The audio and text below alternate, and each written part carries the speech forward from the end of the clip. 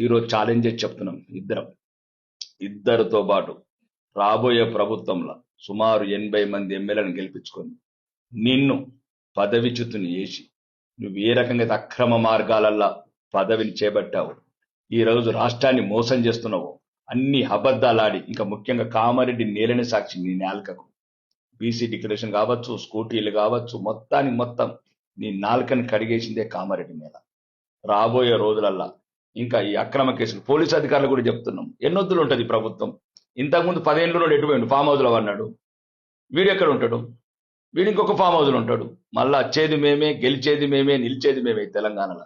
ఒకవేళ అక్రమ కేసులు సుమారు ఇప్పటికే 10 మందిని అరెస్ట్ చేసినట్టు తెలిసింది, మర్యాద కొద్దిగా బేషరతుగా విడుదల చేయండి. లేకపోతే అవసరమైతే కార్యకర్తల కోపం తట్టుకోలేరు. తెలంగాణ వ్యాప్తంగా ఉన్న బీజేపీ కార్యకర్తలు, కోట్లాది కార్యకర్తలు కామారెడ్డిని ముట్టడి చేస్తారు, కామారెడ్డిలో కవాతు చేస్తాం.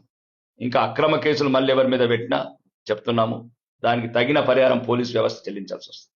మీరు ఎవరైతే ఇక్కడున్న ఇన్ఛార్జు వ్యక్తుల ప్రలోభాలకు లోబడి మీరు అక్రమ కేసులు పెడితే అవి తర్వాత మీరు ఎదుర్కొంటారు డిపార్ట్మెంట్గా. తర్వాత మా అధికారం రాగానే కంపల్సరిగా చర్యలు తీసుకుంటాం మీ అధికారుల మీద.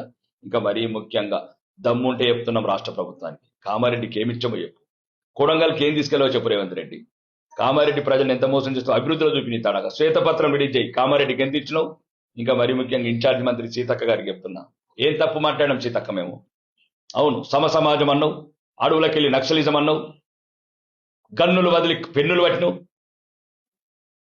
ఏం చేస్తున్నావు 2 సంవత్సరాల నుంచి? శాసనసభ్యుడికి ప్రమేయం లేకుండా సభలు పెడతావా, శంకుస్థాపనలు చేస్తావా, అభివృద్ధి పనులు చేస్తావా? రేపు మీ బతికేంది? మేము వచ్చిన తర్వాత మీ బతికేంది? మిమ్మల్ని కూడా మాకేది చూపించారో మీకు అదే చూపిస్తాం. అవసరమైతే మీకు సెక్యూరిటీ లేకుండా చెప్తాం. మీరు అనుకుంటారా? ఈరోజు ఒక్కటే చెప్తున్నాను, సీతక్క కావచ్చు, రేవంత్ రెడ్డి కావచ్చు, షబ్బీరాలతో బేస్ట్. ఇట్లాంటి అపజయాలు ఎదుర్కొంటూ నేను చూసిన వరకు భారతదేశంలో ఎవరు లేడు. అయినా ఇంకా చాలదు అని ఏం చేస్తావు షబ్బీరాలి నువ్వు? ఆడపోయి ఏదో హైదరాబాద్లో పైరవులు చేసుకొని ఇన్ఛార్జ్ అనే ఒక పోస్టు తెచ్చుకొని ఈరోజు అమాయక కామారెడ్డి ప్రజలని మోసం చేసి ఎమ్మెల్యే మీద రెచ్చగొట్టడము, ఇళ్ల మీద దాడి చేయటము. అవును, బరాబర్ అంటున్నాను. షబ్బీర్ అలీ గారు రోహింగా ముస్లిమ్స్ ఉన్నారు, రోహింగా ముస్లిమ్స్ ఉంటేనే షబ్బీర్ అలీ ఈ దుశ్చర్యకు తెగబడ్డాడు. ఇక్కడ లోకల్ వాళ్ళు ఒకవేళ నువ్వు ఆ రోజు రోహింగా ముస్లిమ్స్ వస్తే ఎట్లా ఉంటుంది ఇంటికి? కాబట్టి షబ్బీర్ అలీ మీద ప్రత్యేకంగా రాష్ట్ర ప్రభుత్వం అడుగుతున్నాం, షబ్బీర్ అలీ మీద సిబిఐ ఎంక్వైరీ చేయాలి. ఇతను ఏమేమి చేసిండు, ఎంతమంది ఇతనికి రోహింగా ముస్లిమ్స్ ఉన్నారు, ఎంతమంది బంగ్లాదేశ్ ఆక్రమణదారులు ఉన్నారు ఆయన వెనకాల, ఎంతమందికి సపోర్ట్ చేస్తున్నాడు, ఇవన్నీ ఎంక్వైరీ కమిషన్ వేసి సిబిఐ ద్వారా ఎంక్వైరీ చేసి షబ్బీర్ అలీని కఠినంగా అవసరమైతే రాజమండ్రి జైల్లో కారాగారం పంపించాలి తెలంగాణ కాకుండా. షబ్బీర్ అలీ ఇంకా నీ కామారెడ్డిని ప్రమేయం తగ్గించు. ఒకవేళ నీకు దమ్ముంటే, ఒకవేళ నీకు ధైర్యమే ఉంటే నువ్వు ప్రజాస్వామ్యంలో ప్రజల మన్నను పొందు. ఇంకా కాబట్టి ఇట్లాంటి చిల్లర చేష్టలు, చిలికి చేష్టలు చేయకు, పిల్ల చేష్టలు. ఇంకెక్కక ముందు ఉన్నది తడాక. ఇంకా అన్నాడు సోదరుడు చెప్పిండు కదా, బరాబర్ ఈట్కా జవాబ్ పత్తర్ సే దేగా. ఇంకా ఆడొక్కడు ఈడొక్కడు చిల్లరగాలు చెప్తున్నారు, ప్రెస్ మీట్లు పెడుతున్నారు. జాగ్రత్త బిడ్డ, ఒళ్ళు హూనం అయిపోతుంది. ఏమనుకుంటున్నారా? ఎన్ని రోజులు ఉంటారా మీ వెనకాల పోలీసులు? ఎన్ని రోజులు ఉంటారా రేవంత్ రెడ్డి మీ దగ్గర? ప్రతి ఒక్కడికి లెక్కలు చెప్తాం రానున్న రోజుల్లో. ప్రజల అభిమానం పొంది ఎమ్మెల్యేలకు ఎన్నికైనాం. ఈరోజు ప్రజాస్వామ్యంలో ప్రతిపక్షంగా పోరాడుతున్నాం, ఈ ప్రభుత్వాన్ని నిలదీస్తున్నాం. ఏం చేసిందనరా మీ ప్రభుత్వం?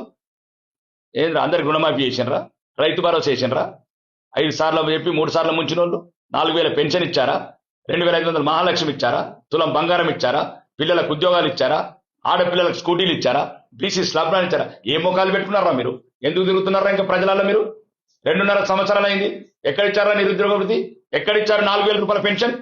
ఎక్కడిచ్చారు దివ్యాంగులకు 6,000? ఎక్కడిచ్చారో తులం బంగారం? మీ బతుకులు ఏడా? ఇష్టం గ్రామ్ బంగారం ఇవ్వండి. ఇప్పటికీ 2.5 సంవత్సరాలు అయింది.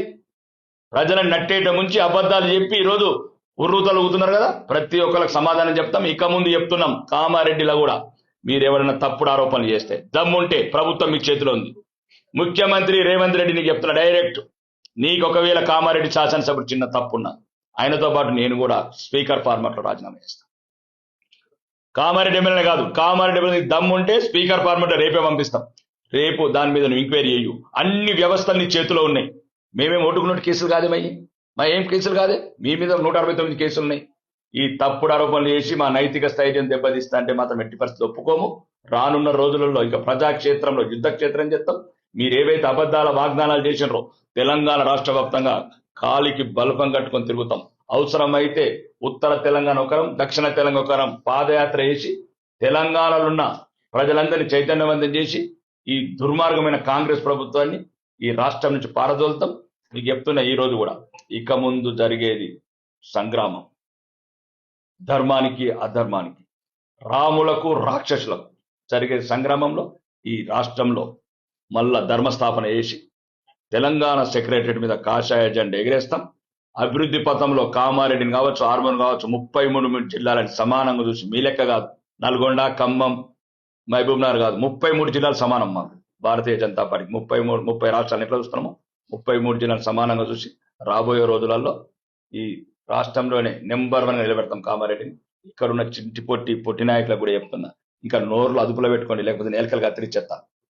ఏమనుకుంటున్నారా మీరు? ఎమ్మెల్యే అంటే ఓడు తల మీద రూపాయి పెడతా, ₹1 నా కొడుకులు మీరు ప్రెస్ మీట్లు పెడతారా? ఏముందిరా మరి ప్రెస్ మీట్లు? చిల్లర ఈ సోషల్ మీడియాను చూసుకుంటా. కాబట్టి గౌరవంగా ఉంటారా? గౌరవంగా ఉండండి. అభివృద్ధిలో మీకు ఏమైనా దమ్ము ఉంటే మీ దక్షిణ తెలంగాణ ముఖ్యమంత్రికి పోయి, దక్షిణ తెలంగాణ మంత్రులకు పోయి డబ్బులు తీసుకురండి. కామాభివృద్ధి అభివృద్ధి మేము చెప్పుకుంటాం. మీరు ఎంత తెచ్చారో చెప్పండి శ్వేతపత్రం.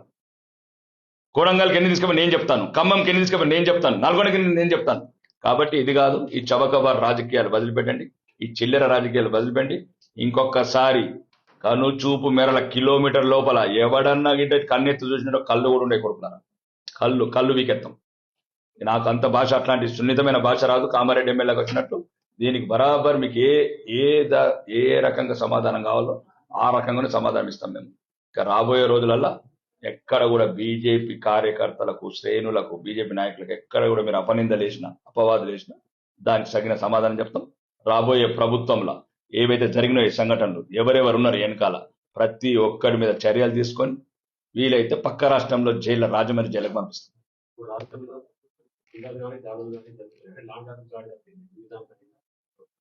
అంటే ముఖ్యమంత్రి అతను ఉన్నాడు కదా, ఏం తప్పలేదు, పరిపాలన గాడి తప్పింది. ఇప్పుడు ఏంది, తినతందుకే తిండి లేని సంపంగం ఇచ్చినట్టు ఆయన ఏమన్నాడు, ఉద్యోగులకు డబ్బులు ఇవ్వమంటే ఏమన్నాడు, మొన్న నన్ను కోసుకొని అన్నాడు. మరి 5,000 కోట్లు ఎక్కడికి వెళ్ళి తీసుకొస్తాడు? రాహుల్ గాంధీకి, ప్రియాంక గాంధీకి 1000 కోట్లు ఇస్తాడు. 1000 కోట్లు ఎక్కడ ఇస్తావు రేవంత్ రెడ్డి? ఇక్కడ ఉద్యోగులకి 100 కోట్లు.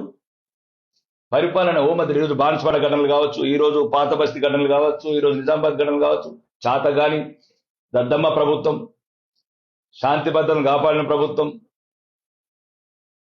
మెజార్టీ ప్రజలను, హిందువులను అవమానించే ప్రభుత్వం, మతం మారిన ముఖ్యమంత్రి ఏం మాట్లాడతాడు? రేవంత్ ఉద్దీన్ అంటాడా? ఎటువంటి నైతిక విలువలు ఉన్నాయి పరిపాలకుడికి? గుణం మారలేదా? 420 వాగ్దానం చేసి 420 ముఖ్యమంత్రి. ఏమి నువ్వు సెక్యులర్ పార్టీ కదా కాంగ్రెస్, సెక్యులర్ పార్టీ అన్నప్పుడు ఎట్లాంటి మాటలు మాట్లాడుతున్నావు? మరి రేవంత్ రామన్ అనుకోరాలదా? అంత దమ్ము లేదా రేవంత్ రెడ్డి? అంటే ఏమనుకుంటావు, అల్లుని అబ్దుల్లా చేస్తావు, అది నేను సైరాబాన్ చేస్తావు, ఇక మొత్తం మతం మారి ఇక మొత్తం హిందువులని కుంభముస్తావా? రేవంత్ ఉద్దీన్ ఒక్కడవేనా మారింది? మొత్తం నీ కుటుంబం మొత్తం మతం మారినరా? అల్లుడు అబ్దుల్ ఎప్పుడవుతాడు? అది నా ఫాతిమ ఎప్పుడైతుంది? ఎన్నొద్దులు మోసం చేస్తావు ప్రజల్ని, తెలంగాణ ప్రజలు అమాయకులు గారు, నేను నమ్మి ఓట్లేసారు. దానికి మళ్ళీ వచ్చే ఎలక్షన్లలో ఇక స్థానిక సంస్థలు ఉంటున్నారు. ఇది ఎట్లా స్థానిక సంస్థలు వేరు, జనరల్ ఎలక్షన్స్ వేరు. ఇక్కడ ఆడొకటి ఇక్కడ స్థానికంగా ఉంటుంది, అది కొంత బలగంతో, బంధుత్వంతో, స్థానిక సంస్థలతో ముడిపడి ఉంటుంది తప్ప దానికి దీనికి సంబంధం లేదు. త్వరలోనే వీలైతే ఇంకా ముఖ్యమంత్రి కూడా మారుతాడు అంటున్నారు. ముఖ్యమంత్రి మారితే రాష్ట్రానికి అరిష్టం పోతుంది.